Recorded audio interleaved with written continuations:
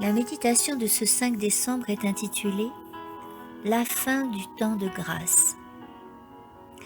Car il dit « Au temps favorable je t'ai exaucé, au jour du salut je t'ai secouru. Voici maintenant le temps vraiment favorable, voici maintenant le jour du salut. » 2 Corinthiens 6:2. Nous avons une période de grâce durant laquelle nous devons nous préparer pour le ciel, et c'est précisément maintenant même. Le Christ a donné sa vie pour nous assurer ce temps de grâce. Mais plus il dure, plus Satan s'efforce de nous dominer. Il œuvre avec puissance pour porter les humains à rester absorbés par des gains financiers.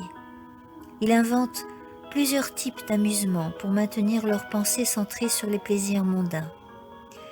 Il veut nous faire oublier tout ce qui a trait à la parure intérieure, un esprit humble et tranquille qui est d'un grand prix aux yeux du Seigneur.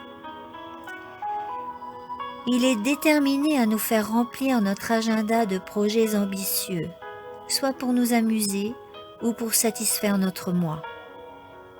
Il est décidé à empêcher que l'homme ait du temps pour l'étude de la parole de Dieu ou comprenne qu'il a été racheté au prix du sang du Fils de Dieu.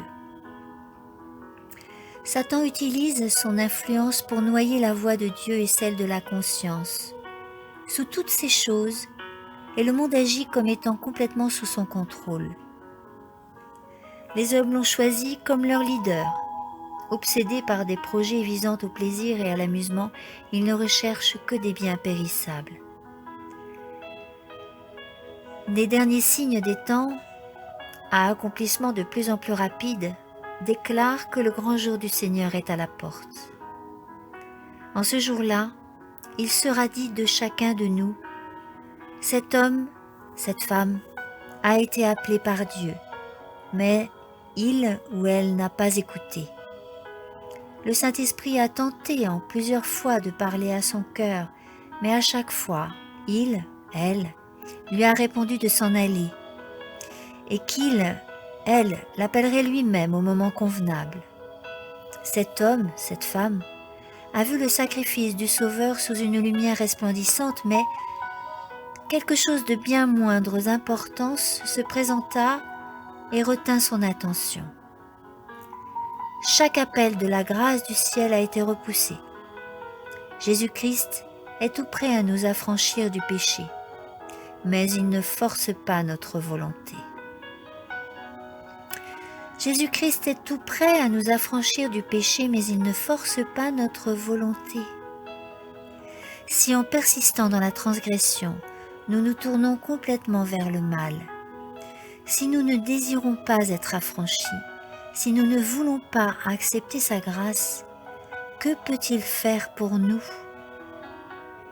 Nous nous sommes condamnés nous-mêmes en rejetant obstinément son amour. Il nous exhorte en ces termes: voici maintenant le temps favorable, voici maintenant le jour du salut. 2 Corinthiens 6:2.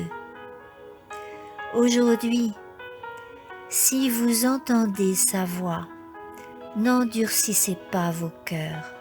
Hébreux 3, 7, 8. Amen.